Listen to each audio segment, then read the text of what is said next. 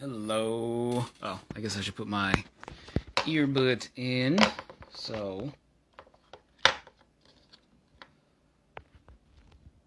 motherfuckers, hope everybody doesn't have me on mute so they actually get the alerts that I'm going live.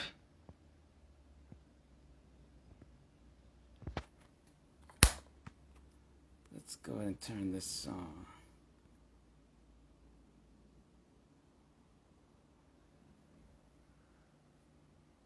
Battery medium.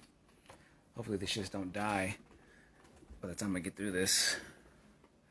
Where y'all at? Y'all coming in? I'm gonna have to do this by myself. I'm gonna have to do this without no. You know what? As a matter of fact, I am gonna turn off commenting. So for anybody that happens to tune into this live, you won't be able to submit comments because I wanted to keep this a little bit more focused. And oftentimes I use up full hours or multiple hours when I go through this stuff. And I'm gonna try to keep this on the shorter side. So yesterday, November 20th, was International Men's Day.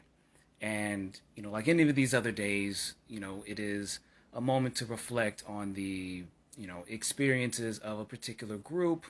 And, this day was for thinking about the male, the man experience, right? And, just for the, and just for, the consistency and clarity of me using the term man, I'm going to be referring to born males that are perceived as men in society. And this is, internalized because I do believe that for the most part, and we're in many respects, that ideas about manhood and womanhood, that there are certain trials of that are very specific to those, depending on what you're born as. But so many other tropes and experiences are based off of the perception that people have of you and how you're treated in society, and we internalize that, right? And we're constantly getting signals and giving signals to one another, some knowingly, some unknowingly. I would say actually most are unknowingly. But in any case, I wanted to talk about the experience of manhood as I consider myself a man, and at least using that definition. And and again, this isn't to exclude, what I'm saying, of those of different experiences, those of different backgrounds, but just talking specifically, about this particular experience. And this, masculinity, what it means to be a man. I had to write some notes down because I wanted to keep this shit focused. And so, thinking about, being a man, you're born a boy, and we get taught that there are certain expectations, certain ways you're supposed to conduct yourself, certain ways you're supposed to perceive yourself as well as others. Thinking about, what masculinity meant, some of the things that came to mind were, leadership, assertiveness, initiating others, through rituals or helping them, become integrated into a particular group, by whatever means.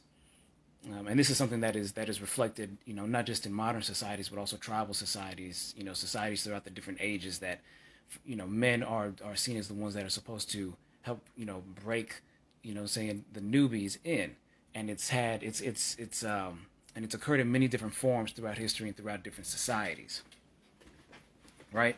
Brute strength is also one of the characteristics. That's more of like a biological thing, just because, the average man just tends to have more, muscles and be of a bigger build in general than the average woman.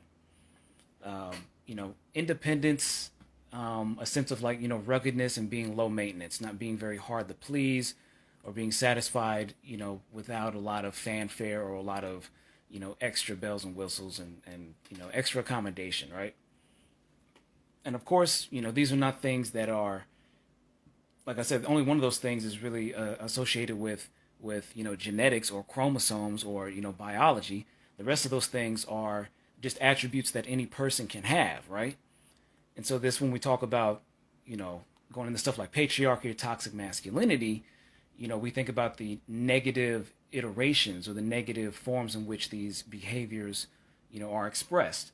That can be bullying and mockery. I know there are a lot of male friends. There are men who do this into old age, where the highest form of flattery is not imitation, but it is bullying. It is mockery. It is belittling, saying your loved ones. You know, you'll save it, you know what I'm saying, for strangers to a certain degree, but you'll regularly use it towards those whom you love, and and to you, you may just just wave it off as a joke, um, but that's not always, the that's a very I think that's a toxic, saying response to that, saying there are plenty of men that I've known, who are like that. It's shitty, possessiveness. I was just listening to somebody talk about the relationships between men and women. Hey, what's going on, Giselle? Actually, let me turn the commenting back on. Um, Possessiveness. There's a common trope in the what's happening, Giselle? There's a common trope in men and women's relationships, right? Men who date women, women who date men, right? Of the man cutting himself off from this, or the trope of a man having a harder time getting over a breakup in the long run. That initially you'll be like, oh yeah, whatever, I'm single again, blah blah blah blah, but then really regret it. And then the opposite for women, initially they have a hard time, but then, or oftentimes they'll go through all those negative emotions, all those negative feelings, and be ready to move on to their life, move on with the rest of their life afterwards. And a big reason for that is how men will routinely cut off their relationships with others, not just other women, but also their man friends, their male friends, right? Whereas women more often will keep their friends. They might even become, same friends with some of yours, with some of your mutuals, right? And of course, these things can go both ways. I'm just talking about generalities that I'm aware of, that I observe, right? Quickness to violence, saying, or using force, brute force to, saying mediate, or not mediate, to solve conflicts. That's another form of toxic masculinity, I would say. Being emotionally unavailable, extreme isolation, and emotional unavailability. And I know those last two were two things that I definitely played into. And it wasn't so much from a, oh, this is what I need to do to portray myself as masculine. To me, what it more so came from was like, no, I need to be more rational and not be, I wanted to not be as vulnerable to, saying emotional, mood swings and everything. And it's like, to a certain degree, it's like, yeah, you want to make sure that you can keep your composure, that you know how to stay content even when things are not going your way. But it can become very, saying destructive for you and for others when you simply become unavailable, when you become super stoic, and you're not even able to just process the emotions. It's one thing to process the emotions and be like, okay, this is what it is, and deal with it in this way and whatnot. Versus, no, I don't feel anything, or I feel nothing, and none of it matters. It's like that's toxic. So this needing to categorize it, this idea of masculinity and toxic masculinity, and I very much believe in masculinity. What I'm saying? And that's not to say that I see myself as quote unquote the most masculine type, but the thing is, there is no singular, say masculine type. Yeah, everyone just needs to be real with each other and respect each other. I mean, that's it at the end of the day, But just talking about how yesterday was International Men's Day, and just talking about the experiences of manhood, because there's plenty of tropes and whatnot, but those those aren't representative of how most guys really are, of how really vulnerable most guys feel, how insecure most guys feel, and just talking about thinking about my own life and some of the things that I was taught to integrate. I feel that there was obviously a lot of positive, a lot of negative elements, but I'm grateful that I was in spaces, in groups, in places where masculinity could be questioned, saying to a different degree, where you were taught to reconsider your sexuality, reconsider your gender or gender norms, or even exploring the idea of gender norms, and not just accepting stuff at face value. That's looking at something and saying, well, it is what it is because that's what it is. It's like, no, because some of this shit was geared and aimed and directed to be a certain way. We think about the media is obviously a big trope, is a big one. Especially in the United States, the kind of machismo masculinity that is portrayed in the United States, a lot of people take it for granted that it's just natural, that it's just a natural expression of the positive traits of masculinity and being a man. But the thing is that that ignores not only the different forms of masculinity as it's been interpreted within the United States and within the culture, saying throughout time, but the masculinity that has been, a fixture of human civilization forever, saying since we could document shit. One of the most common things that we like to talk about was, I guess, well, not I guess, but, hunter gatherers, right? How our people were hunter gatherers, and because women, had the prospect of getting pregnant and couldn't be as good warriors, supposedly, that they were more naturally just adept to domestic activities, stuff like gardening, raising families, and medical care, providing medical care, whatever was available at the time, and that men were inherently supposed to be warriors, you know what I'm saying, and the hunters. People should be able to wear what they want as long as it doesn't disrespect another's culture and race. Yeah, and let's get into like cultural appropriation and whatnot, but which that's its own thing. But not. But again, this isn't even just talking about clothing. This is talking about just roles in society and expectations. And it's like even when you go back and you look through and you comb through the history itself, when you actually look through it and don't just accept these premises that like, oh, men were just natural hunters and women were just natural gatherers and made for domestic life, is that you find that not only were there plenty of exceptions to the rules, is that in some instances, some of these arrangements were far were more meritocratic than our societies today. Because whoever was most useful, you didn't have such a bounty of just people that could fill up a role. This is a fixture of in many ways modern society, where so many people are just expected to live and to be able-bodied and able to participate in society, and we have a glut of people who can fill roles, which causes huge conflicts in economics and labor rights and stuff. But that's a whole nother thing. But sorry, I'm having a little drink. I was smoking earlier, so I lose my train of thought just a bit. But it was more meritocratic, so it's like, yeah, there were some societies where they were like, no, if you're a woman, you can't even join and shit. But there were plenty others that were like, hey, we need anybody that can fucking, take care of this shit. We need anybody that can go here and know how to use these weapons and know how to participate and know how to fight and know how to organize and all that good stuff. Right? And then there were plenty of, dudes, plenty of men, who are all about accounts. They're supposed to be warriors and shit, but wanted to do the exact opposite. They wanted to be artists. They wanted to be diplomats. They wanted to be, chefs. They wanted to lead a more domestic, quote unquote, domesticated, lifestyle. Right? And I'm definitely somebody who fell into that. Hey, what's going on? Gina, good to see you. And growing up, I'm very grateful that I was definitely more acclimated and more introduced to the possibility of living a more domesticated life. I've known that I wanted to be an artist, for a long time. There wasn't a lot of, super masculinity, toxic machismo that was pushed on us, even though there are plenty of, masculine male role models in my life. And many, from, not just my family to my, teachers to coaches to, counselors and everything, all kinds, everything. I don't know if I said teachers already. Hey, what's going on, Aiden? And for that, and so in some respects, there were times when I see that, perhaps I was lacking in certain traits of masculinity, or that they were not at the same, they were not where I wanted them to be.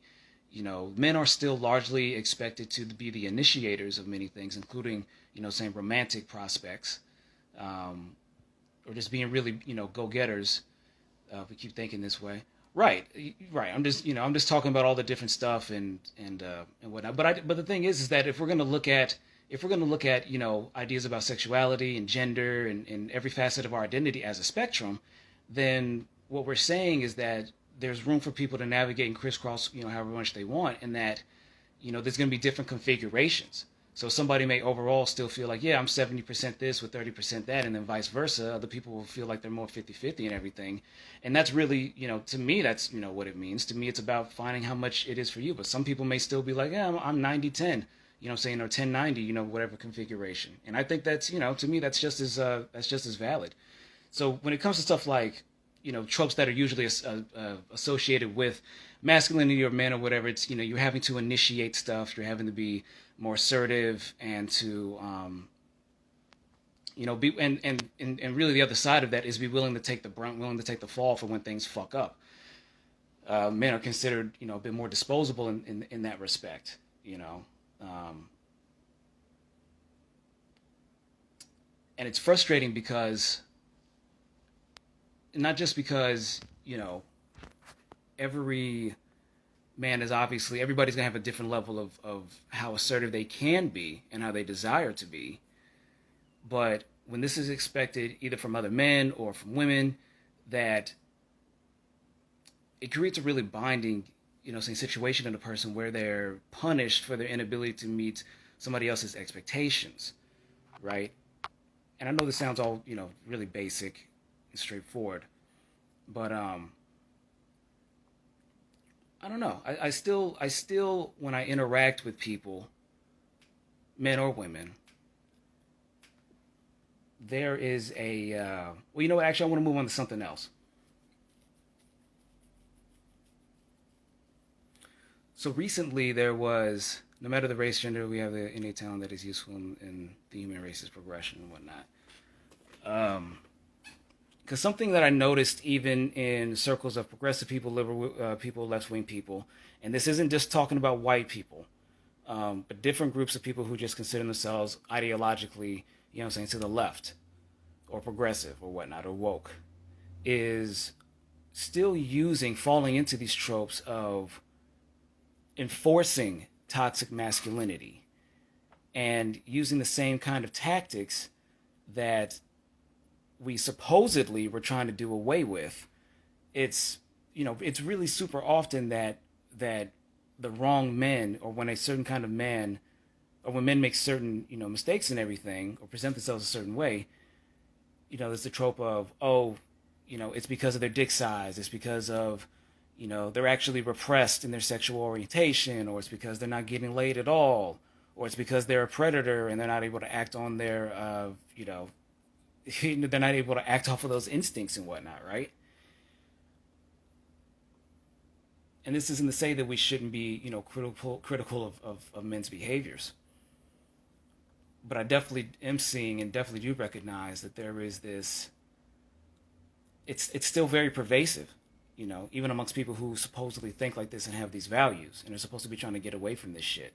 The way that you challenge, toxic masculinity and whatnot isn't going and just returning, that fire with that fire and shit. It's showing that there are ways to be masculine without it falling into these negative iterations, these negative forms, you know? And right. Um no, I just still see these things being reinforced. It's reinforced in the comedy when we hear, tropes about, when a man is going to prison and he is perceived to be, deserving of it. It's like, oh, well, good luck getting raped in there, and hope he enjoys his new, bed buddies or whatever, bunk buddies. Always this allusion to being sexually violated and in a homosexual setting, in a homosexual, setting.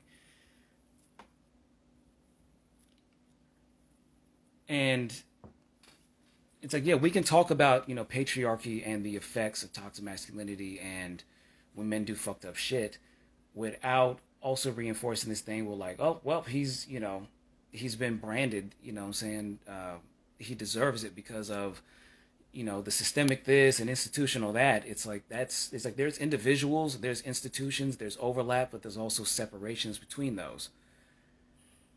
And just like with a lot of the conversations about whiteness that I see amongst the same left, liberal, progressive circles, it's being used as like a catch-all in a way, almost like an original sin, as if these comics are dying out. I've seen it at shows.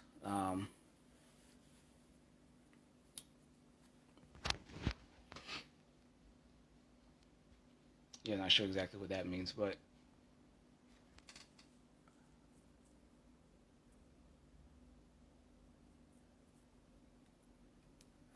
I don't know. It just at a certain point, a lot of this stuff just starts to feel like lazy shorthand, because many of these ideas were developed by academics, and the phrasing and terminology is used like in stuff talking about like the theory of gravity. It's more than a theory, but that phrase, that term to people that aren't usually in that space, that academic setting, don't have the context of, well, there's an entire body of work and different kinds of study that reinforce this shit. So that it's saying that the theory has been reinforced to where it's almost a rule, but acknowledging that there's still room to develop more understanding. It's like people are attacking individuals instead of acknowledging systemic issues.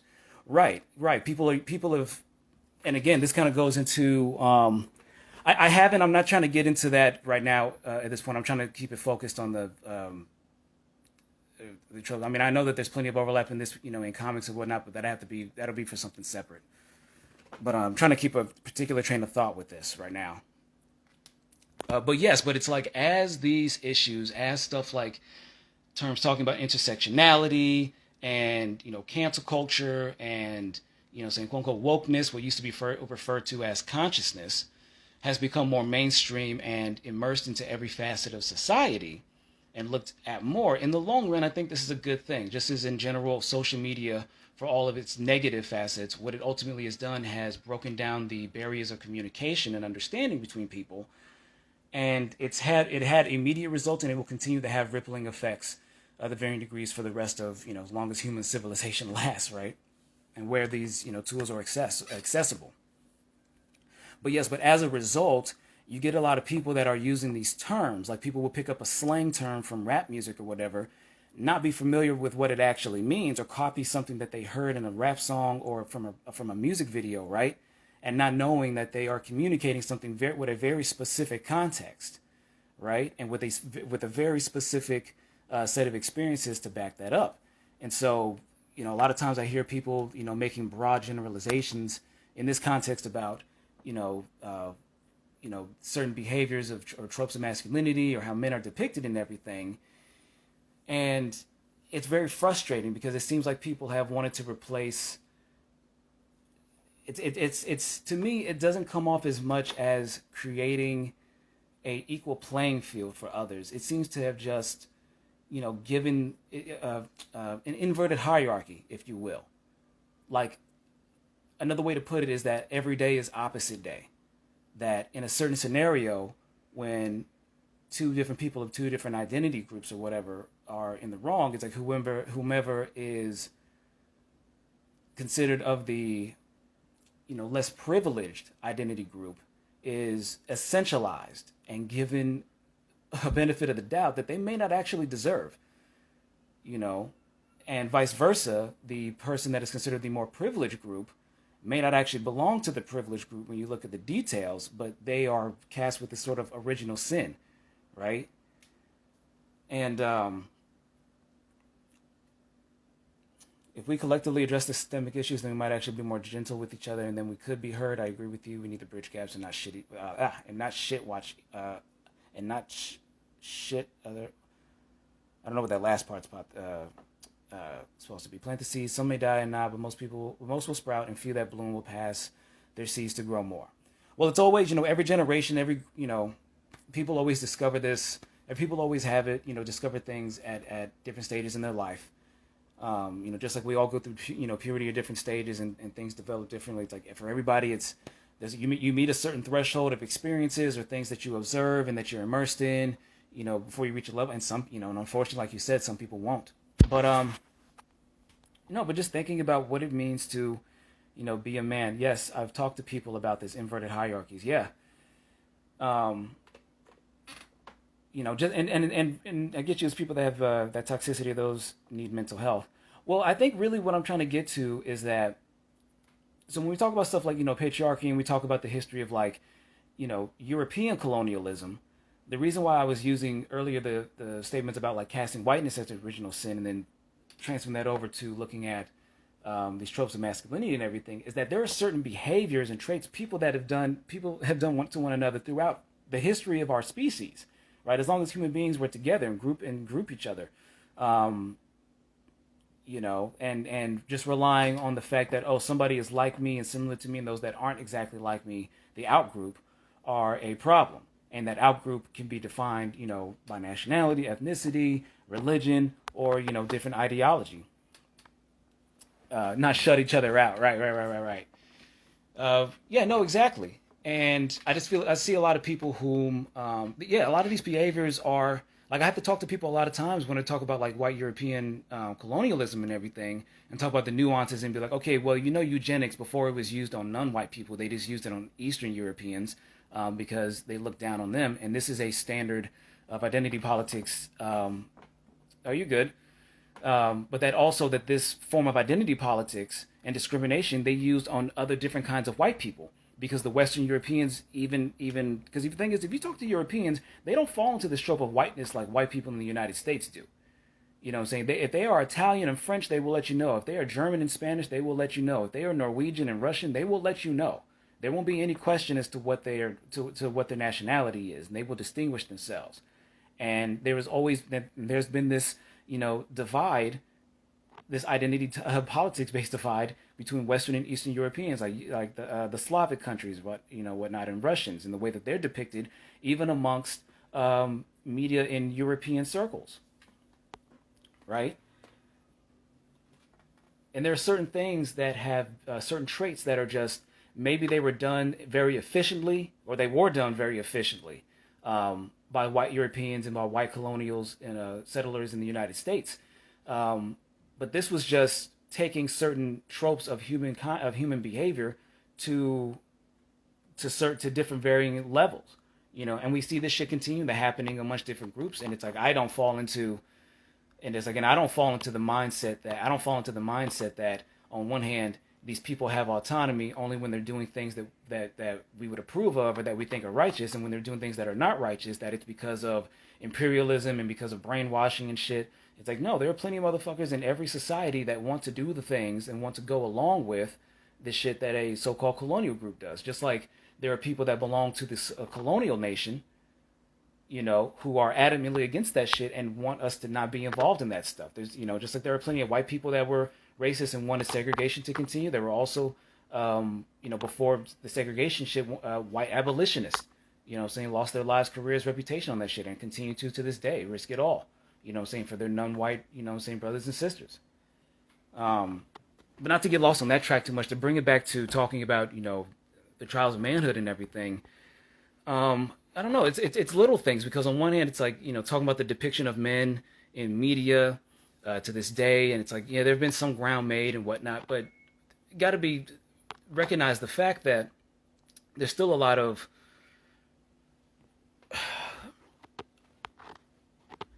what I've noticed is that there's been a lot of just pink washing of masculinity, and that it has been used as a front.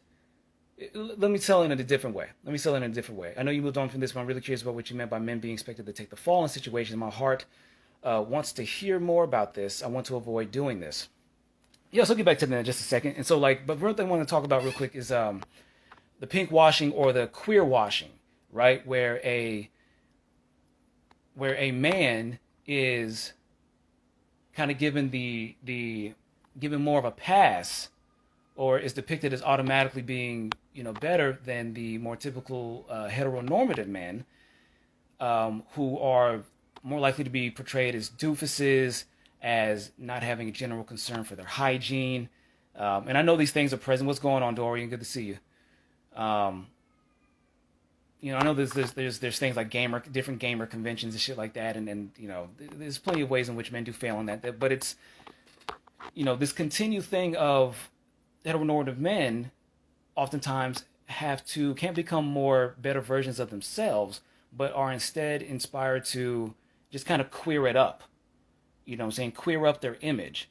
Meanwhile, the motherfuckers got cases pending, for, violating some teenagers and shit, or just violating other people on the low and everything. But this is used to offset, the criticisms that they would get. There's some examples that come to mind. Recent ones like, yeah, I hate that. It's attacking masculinity. Exactly. And then people aren't able to work with a scalpel and really divide this up and be like, hey, there's positive masculinity and there's toxic masculinity. it's all getting bundled into one because a lot of people, again, these terms come from academia, but they permeated into the mainstream. Most people aren't academics, and so they just use it as shorthand because they don't even know how to divide this shit up into these, different sections. And so, Adrian, I'm gonna go back to your point about, or the thing that you wanted me to hear about men having to take the fall, right? So this is kind of like the opposite side, the double-edged sword of leadership, where, like, yeah, we want more women to be leaders. We want more women. What's going on, Matt? Good to see you. Where we want more women to take, roles and everything. But as it is now, we still have a lot of men in these leadership roles. We still expect men to be the initiators and things. And as a result of that, the opposite side of that is, okay, if you're supposed to be taking more of the risk, then, or excuse me, taking more of the reward, then you're also supposed to be taking more of the risk. And now I understand, of course, that this doesn't always play out because a lot of these roles, again, are filled by men. Men will oftentimes protect one another. Not always the case, but this is often what happens. Power protects power, but also, in these spaces, men protect men. You know what I'm saying? So it is what it is.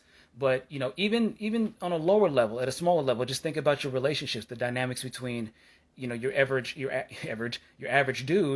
and an average woman. If a woman makes a complaint about a man, it is given more seriousness and critique than the man's criticism. Now, this is within like reason of just regular stuff like, oh, so-and-so was an asshole, or so-and-so, pushed things too far, or, something like that. I'm not talking about serious stuff like, oh, so-and-so assaulted one another, or was, trying to do them dirty in some other respect. I'm just talking about general, somebody being an asshole to one another, and the burden is more often placed on the man. And then as you level that up, you can look at situations like, I know this is a common one brought up as well, family courts and divorce courts. Or just criminal cases in general. The punishment for women and the consideration for women, and especially mothers, is more prominent, given more gravity than the considerations of the man. Even though the man will then still be need to meet certain financial, thresholds in order to maintain his obligations, not just to the state, but to his family and to, whoever other parties that he is considered to have wronged, right? And so that's what I meant by, men are considered to take the fall more. And even in the case of, some of the women that I've dated and everything, they said like, oh, I like the fact that you you would open doors and you would what was the other thing? What was the other small thing? Like little acts of chivalry and everything. And it's like I go back and forth on it, and sometimes you just want to make a good impression of somebody, or sometimes it might just be you're just in a nice mood. You just want to be courteous and everything. I might hold the door for a few other people. It's like, but I shouldn't always feel obligated or expected to. And it's like I don't feel like I should get like bonus points for that, because it'd be nice for you to open the door for me and everything. It's like it'd be nice to it'd be nice to have those things. Men, women, every gender in between needs to be held accountable on small levels and large. I'm willing to work in this in my direct friendships with males. Thank you for voicing this.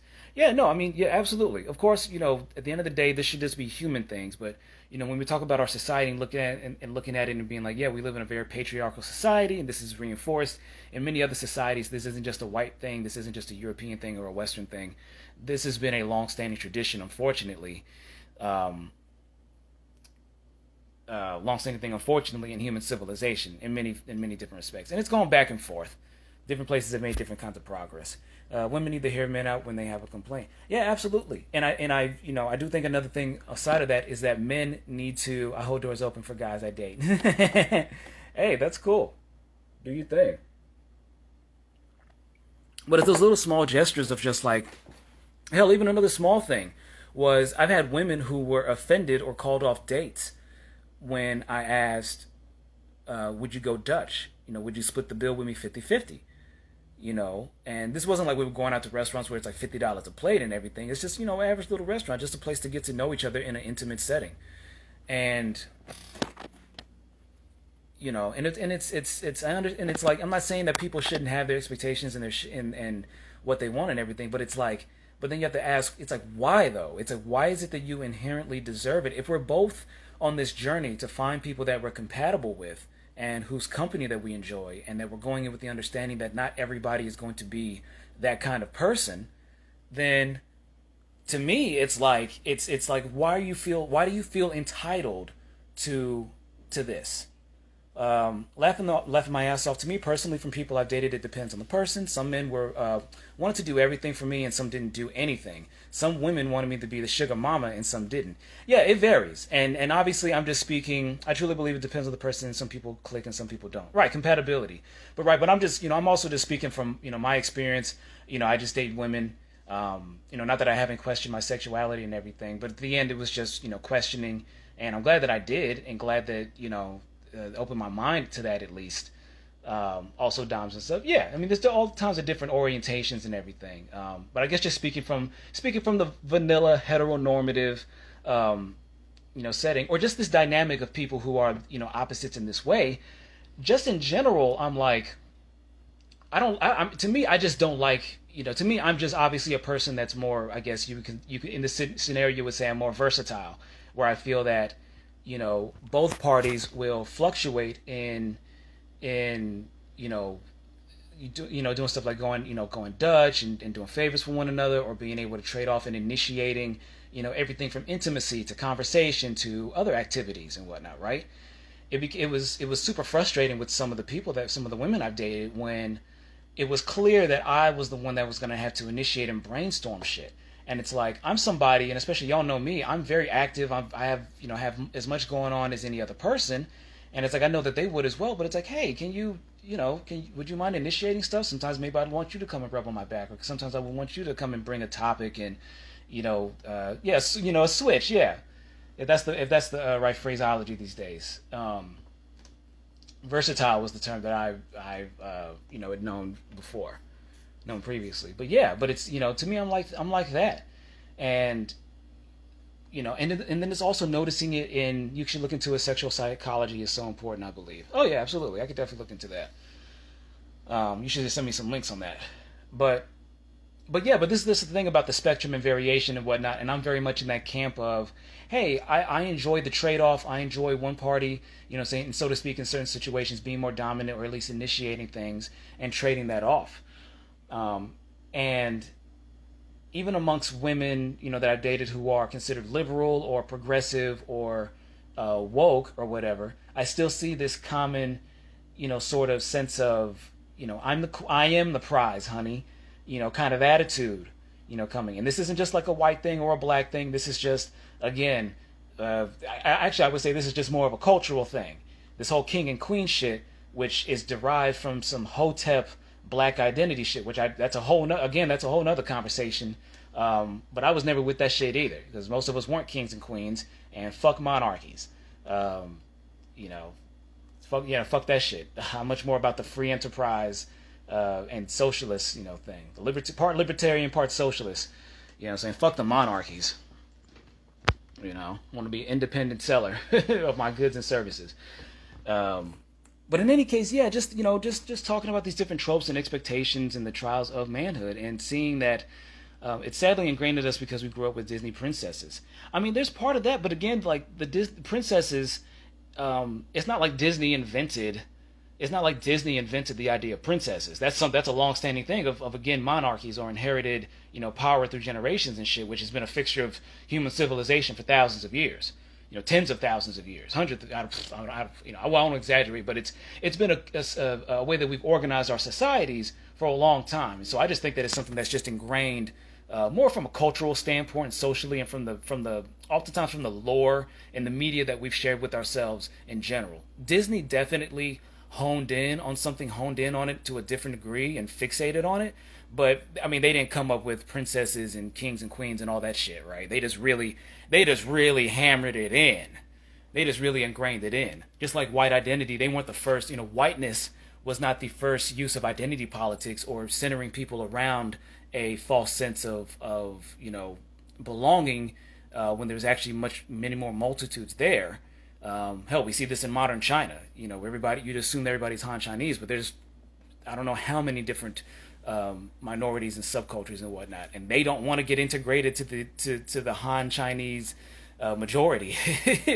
I love calling people king and queens in their own temples, but I see how you can perceive it negatively. Yeah, that's just me. I'm not saying that like anytime somebody says kings and queens, I lose my shit. I'm just saying that like, oh, do people also understand like the implications of it? Because that's also, again, reflective of how it is reinforced in us, and that is something that has crossed cultures and crossed all kinds of boundaries, and seems to make come back and forth. And in this case, it's more of just like trying to compliment somebody, and nobody's acting like a king and queen. There are some assholes who act really bougie and uppity and everything, but they are also not the most well liked, and they don't always get ahead.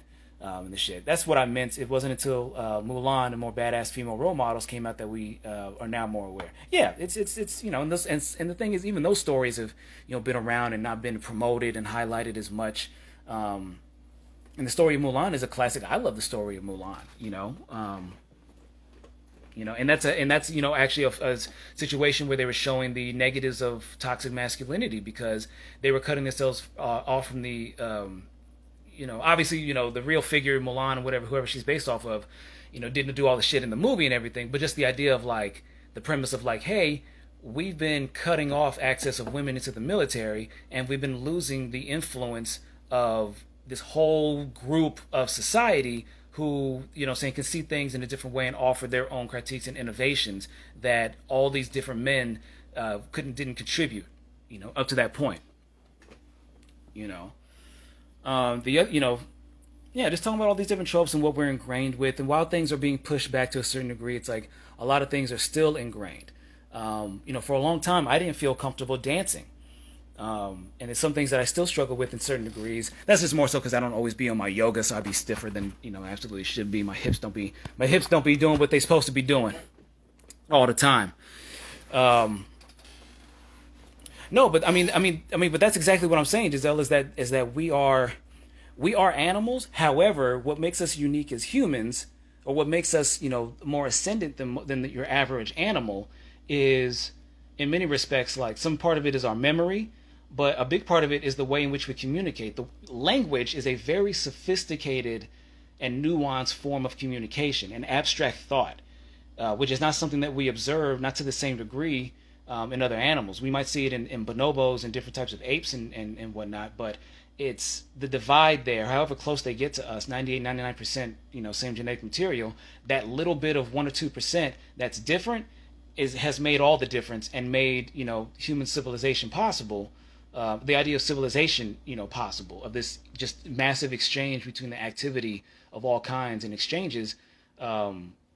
They're all different parts of society at individual and group and state, national levels. It takes a lot of sophistication to do that. So that's the thing, is that like we are, trainable. There's a certain amount of flexibility. And so that's why I'm very much on the side of, yeah, there are certain biological essentials, but to me, they're so minimal. To me, they're like either fairly minimal, or they're things that we just have to kind of take into consideration as you go along. Like I saw a stupid ass post, and something that I might have agreed with like 10, 15 years ago, where a dude was saying, y'all females can't just be complaining about when you're on your periods, and that, and that's why you're in a bad mood and shit. And it's like, but that's literally what it is. It is a biological function that they cannot control, that literally affects with the biochemical processes in your body and your mind and shit. And the thing is that like, and this is the same kind of dudes, saying oftentimes when they fuck up in a video game and when things don't go their way, saying they're throwing fucking controllers, saying through the goddamn window and just screaming every kind of, saying slur and profanity that they fucking can.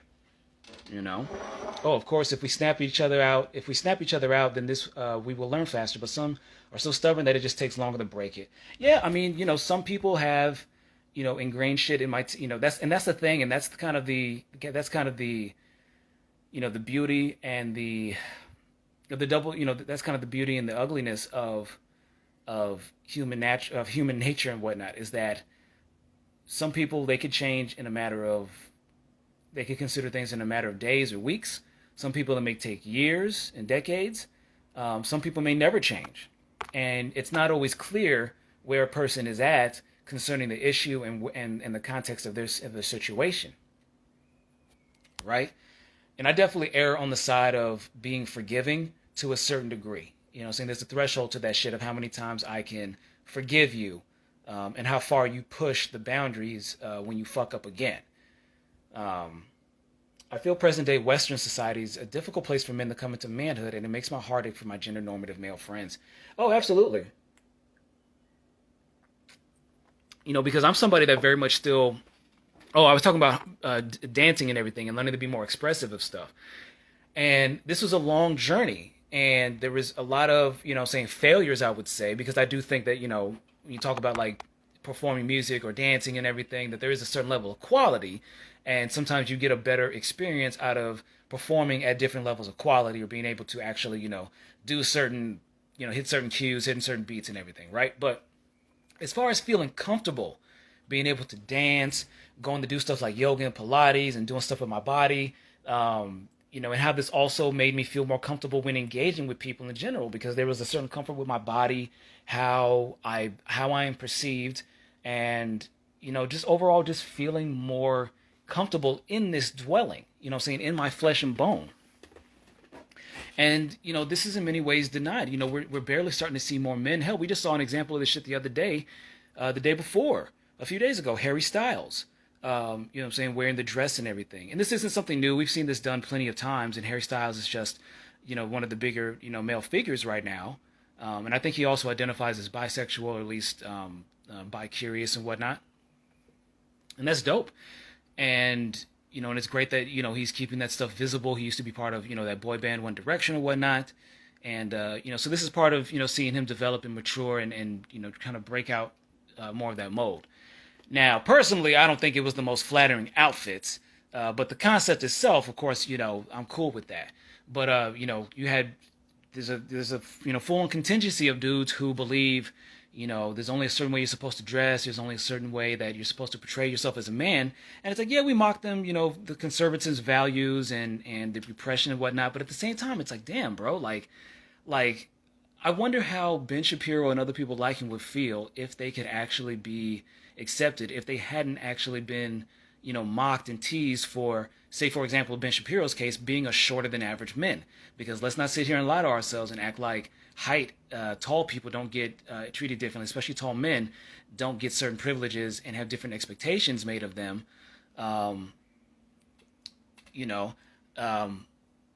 Based on their height. There is definitely a height privilege, just like there is a beauty privilege or a handsome privilege. People who are considered more conventionally attractive or attractive to particular groups are going to be treated differently by those different groups, right? And whatever normative standards that are present. Yes, usually the men that talk shit are not comfortable in their own femininity. Well, it's not even femininity. It could just be part of the whole like conservative reactionary shit is not always that they're repressing shit. Like it's not always that like a person who is that is anti-LGBT, that's homophobic, is fuck. What am I trying to say? It's not always that somebody who is homophobic is deep down actually homosexual. What it also can be is that they have been derided or mocked for even being accepting of that, of themselves not being LGBT, but just being in the company of just like, hey, this is cool, I don't give a fuck, and being ingrained to look at this shit as negative, and just kind of being conditioned to have that negative response to it, even though they might actually be more accepting of it. And the thing is, this is also a very big phenomena in these circles where you'll hear these conservatives off the cuff, actually show that they're not actually as bigoted as they portray themselves, but that they're just playing into that. And they're just playing into that shit. They're just playing into that trope. And some of them actually, realize that things may be better, doing things that way, expressing themselves in a different way. But, but they feel stifled. Another example of this is Steven Crowder, whom cross-dresses frequently. And of course, there's nothing wrong with that. But for somebody that's always so trying to portray themselves super masculine shit, it's in their merchandising, and he makes fun of other people for being gay and for exhibiting traits of femininity, and then he's constantly taking every opportunity to look like a woman, makeup and everything, leggings and skirt and all kinds of shit, and he be fucking serving looks, as they fucking say. You know what I'm saying? Agreed, every human carries estrogen and testosterone, so why can't we all celebrate both? Exactly. And again, there's going to be varying degrees of this. Like I love looking at the full spectrum. Like some people are going to be 99, 1%, 1%, 99. Some people are going to be closer to the 50-50, and, I guess getting towards the end here, this is why I hang out with a select group of friends, but this needs to be talked about more. I agree, this needs to be talked about more. Yeah. And, again, kind of tying this all together, it's, the reaction to understanding the negative effects of toxic masculinity, even being able to identify it and give it a name, patriarchy, the gatekeeping around, facets and tropes of masculinity and everything. It's like men suffer, women suffer, and we have to recognize that these things are done at individual levels, at institutional levels. There are overlap, and then there are plenty of, and then they are also separate. It's very complex, and this is why we always, true to the name of my podcast and shit, it's all relative. We always got to be willing to look at every situation and gauge it on its own. Because the thing that I've kind of seen again on the left side, progressives, liberals, has been a rush to counter, the failings of these institutions, right, and these long-standing, these long-standing institutions, right, that we've expected to do this thing and that, and then we find out cops are not actually. Some of these cops are actually the rapists. They're actually the murderers. They're actually the gang members. They kill witnesses. They stifle evidence. They just don't check, evidence. You have rape kits that have been sitting for 20 years, and quite a fraction of them, could have been solved decades ago. And but the thing is, the counter to that is not essentialism. It is not always looking at somebody and being like, oh, well, this is the heteronormative portraying or presenting male, so they automatically get a handicap, and this person is, disabled or trans or, not a white, heteronormative male, and so they automatically get the more benefit of the doubt in the situation. Because again, that doesn't always mean the individual is being not all facets of institutional biases and shit are represented in each individual and vice versa. And not all individuals who may claim that, oh, somebody's being racist or discriminatory may actually be understanding the greater context of this. In other words, yes, I am saying that just because somebody says that something is being racist or something is being sexist or something is being bigoted, that doesn't automatically make it so. But it should be considered and looked at. I always think of that episode of Fairly Odd Parents when everyone was gray and the same, and it looks so boring. So I never want the world to be like that. Yeah, exactly. We should embrace, the differences and the fact that people come in all these different varieties and adhere to, different shit to different degrees. And some people follow more, quote unquote tradition things or things that are expected of their biology, you could say. And there are people who want to, push against that. And those are both beautiful, and there are both ways in which they can be represented very positively and be very constructive, in which we can all use as examples in our life, and other examples which are very toxic. And so I just, going forward, it's just continuing to say that to all the men out there and to all the people whom, have men in their life that they care about, or just wonder and really curious about the experience of men. It is, filled with its own traumas. It is filled with its own trials, and that we should all, hey, what's going on there? We're getting actually towards the end, buddy. But thanks for coming in. But what really I'm just getting at is that, I'm very grateful for the men that I've had in my life. I feel really lucky for a lot of the positive influences looking back now, especially, my, those dearest to me, my family, my teachers, and not just the men, but just shouting, just talking about as far as the male influences in my life. I feel that, so many things, including, being positive, being cooperative, being friendly, being open, being vulnerable. You know what I'm saying? I've learned these things, plenty enough from women, but also from plenty of the men. That you can have strong fortitude, you can have conviction, and you can also have, fear. You can also be anxious. And as long as you're expressing those things and being able to communicate those things effectively, that you should feel no shame. You should just, embrace the fact that you are a human, that we are, each complex, and that, there's nothing, that everything from, good to see you, bro. Just wanted to stop in for a sec. Gotta go. Talk to you later, buddy. Thanks, man. Respect is number one in my book, and checking our hypocrisy. Yeah, that's something we always got to be doing. And, while today, I love the fact that more people are talking about stuff like institutional biases, patriarchy, what I'm saying, all the systemic shit, is that we have to also understand that human element, right? That we all have certain things that exist with us, certain behaviors and traits that are just human. And and this is, I believe, from the Bible, that to err is to human, right? But to forgive is godly. I'll switch it up a little bit and to say that to err is human, but to adapt is godly. To evolve is godly. You know what I'm saying? That we should always be striving to become better versions of ourselves, and that we should always be trying to take in different examples. No matter if it's fictional or real, it could be from a piece of media and whatnot. But as long as we are not just following this trope of deciding that certain people get more of the benefit of the doubt or essentializing them simply based off of traits of their identity, because of the assumptions that we want to make to counter the failings of our institutions. Our media has failed, our law enforcement has failed, our courts have failed, our politicians have failed in many respects, and in some respects they haven't. And so the counter to that isn't just to say fuck it all and only rely on cancel culture or only rely on social media or only rely on the more or less the insinuations and assertions between random disorganized groups of people. That we need to be making sure that we are considering the context and bringing in the considerations of both, of everything from the small to the mid to the large to the the great, to the micro to the macro.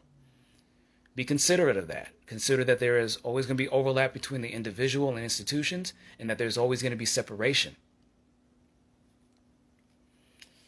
And, that's it. November 20th, I've never really paid attention to International Men's Day.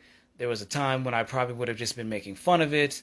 But, looking at the way the conversations have changed, the way the culture is changing, the discourse that's happening, I see a lot of great improvements. I see a lot of positive development, stuff that was only talked about between, small circles. And, you would get booted out of certain ones if you brought up certain topics, or people's eyes would just glaze over, are now being talked about in every facet of mainstream society. And I love that shit. But it's, we also have to be making sure that we are being honest when there are bad calls, when there are, bad assertions that are made, and that just because somebody is not getting shot or stabbed or having bodily harm done to them, that psychological and emotional harm can happen still to everybody, that our reputations matter, how we are perceived by others matter. And, this is, always a important consideration to make before we go ascribing certain labels to people, just because we want to go along with, just because we want to counter certain narratives and prop up other ones, But to all my men out there, whether born male or trans men or, lovers of men, friends of men, you're raising a man, saying child, male child and everything, or just curious, about knowing more about, the inner workings of the male mind. I'm just one of many. I try to take in as many different considerations as possible. And to err is human is from an essay on criticism by Alexander Pope. I like your adaptation. To evolve or adapt is godly and divine. Okay, actually, I'm glad you said that, because I actually thought it was from the Bible. That's in an essay on criticism. Okay, that's what's up. But I mean, we should all. That's to me, that's what we should always be striving for. I'm so grateful to continue to learn and see different ways in which I can be a show positive traits of masculinity, but also challenge masculinity and embrace certain facets of femininity. Oh yeah, one more thing before I get to the end is that I lost this point a couple of times, was that learning to get comfortable with presenting myself, because when it comes to like my voice or the way that I like to dance or just my body type and whatnot, I am, I've been mocked, what I'm saying, for, being seen as more feminine. I get questioned on my sexual orientation a lot. And it's like, well, to a certain degree, I understand that, and I don't have a problem with people being curious at all and everything. It really kind of brings home the fact, like, but why does it matter so much? Like, if you're just interested in me, then just engage with me as somebody who is interested in me, not as somebody who needs to figure out, oh, you're this, this way or that way. Why are you moving this way? Why are you blah, blah, blah, blah, blah, blah, blah, And then I'm a black man, and so it's like there's handicaps that come from, being perceived that way, unless you make yourself so you have to go above and beyond to make yourself seem like not a threat, right? And black men aren't the only ones that have to go through this. this is a thing a lot of men are experiencing, but we really feel it's scary to raise a son when you don't know anything about the male side of human. Yeah, I mean, yeah, we all, yeah, there's huge gaps in our understanding of one another, men to women, male, female, and whatnot. And this is just me giving my thoughts on it. It'll definitely be a topic that we'll bring up more in the future. And oh shit, I guess you can't go a little more than an hour. Okay, I guess I'll probably go a few more minutes. But yeah, but it's taken time for myself to get comfortable, like with my own voice, to get comfortable with how I'm going to be seen on camera, with saying how I dress and everything, because I already know that I'm going to get shit tested. I'm going to be questioned. I've been questioned by women I dated, like, oh, so you haven't had any experiences with men, or you're not really with men and everything, and you're not with that gay shit and stuff, because it points to, like, yeah, light homophobia and biphobia, but also just it's like, well, you should care about, am I respectful of you? Do I care about you? Am I being loyal to you and everything? Because you could be, it's not a matter of somebody being on the DL, because there's plenty of hetero dudes, they cheat on their women, they give them STDs, they have children outside of, these bonds or whatever, or they fuck them over in other ways, they try to get revenge on them in other ways, fuck up the money, it's like, it's and the thing is, again, things are changing and people's minds are opening up and changing their expectations and whatnot, but that's still a very, common thing. And it's so, that's why some people are different. Some like approach, some like to be approached. Yeah, and I'm definitely somebody whom is on that side of, it's not just I feel forced to, but I also enjoy, the hunt, the chase, you could say, to a certain degree. And I present the way that I do, and sometimes, you get that response, and it puts a sour taste in your mouth and shit, because it's like, oh, is the way that I'm engaging with you am I not adequate enough as I am? For me, you're a comfort. Never thought about your orientation. Well, I appreciate that, but it's, I do appreciate that. Depends on their own life and how they grew up. Yeah, exactly. And it's like, again, like, even though everybody has their own preferences and shit, it's still always good to question where those preferences come from and how much people have it just ingrained in them, or how much they've actually considered the implications of it and the depth of it, and maybe that there is a better way of looking at this shit. I think a lovely thing about you is that you're acknowledging that fear. You also acknowledge that you don't know. Some single moms don't even admit that, and they are cruel, even unintentionally, to their sons. I can tell already that you're an amazing human. Yeah, no, it's yeah, exactly, and yeah, and that's and that's its own its own thing, and it's scary. It is a very scary thing, just not understanding how other people think, because we also see what people are capable of. People are capable of great things, and let's be honest here. When it comes to being able to do damage, men, on average, just because of brute strength and testosterone and shit, are able to do more damage in different forms.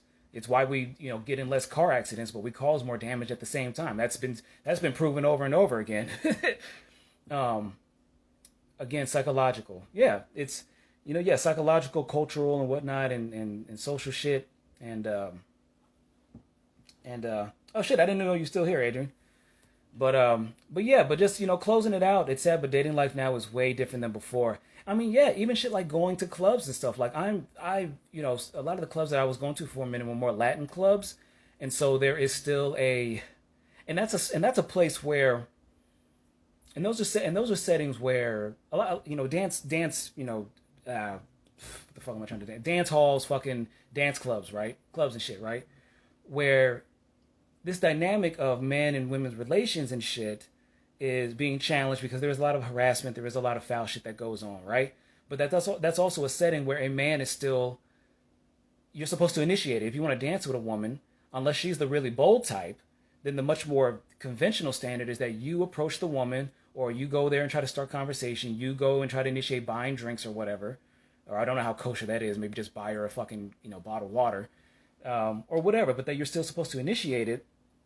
But then it's not always clear when somebody doesn't want to be approached. And yet there is this, and I know this as somebody who, this is how I act and this is how I am, when I'm in these settings, that sometimes you get a really negative response that feels like it's beyond, it's really beyond.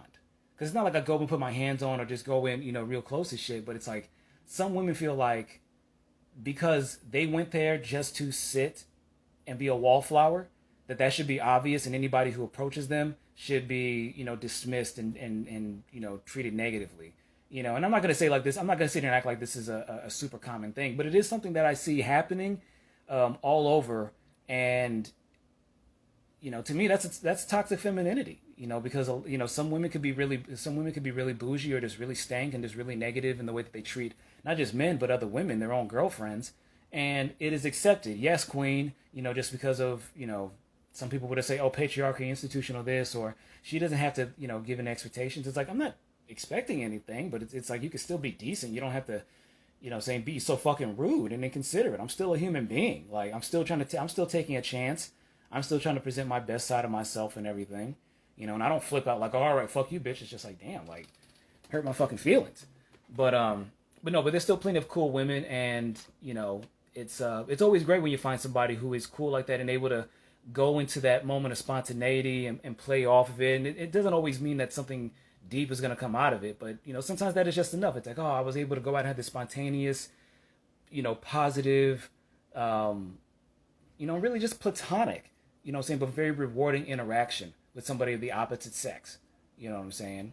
And sometimes it leads to more, sometimes it doesn't. But I definitely feel that it's frustrating that it's becoming more of a rarity. And ultimately, I think this is just kind of like the mess of having to confront so many long-standing conventions. And there's going to be some difficulty, there's going to be some discomfort, and there's still plenty of work that men need to do and things that men need to be considerate of.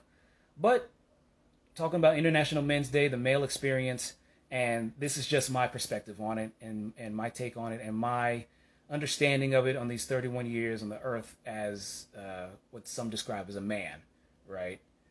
And, but that's it. But, thanks for joining, y'all. This is going to be uploaded everywhere, of course, like all my other content. And, thanks for joining in.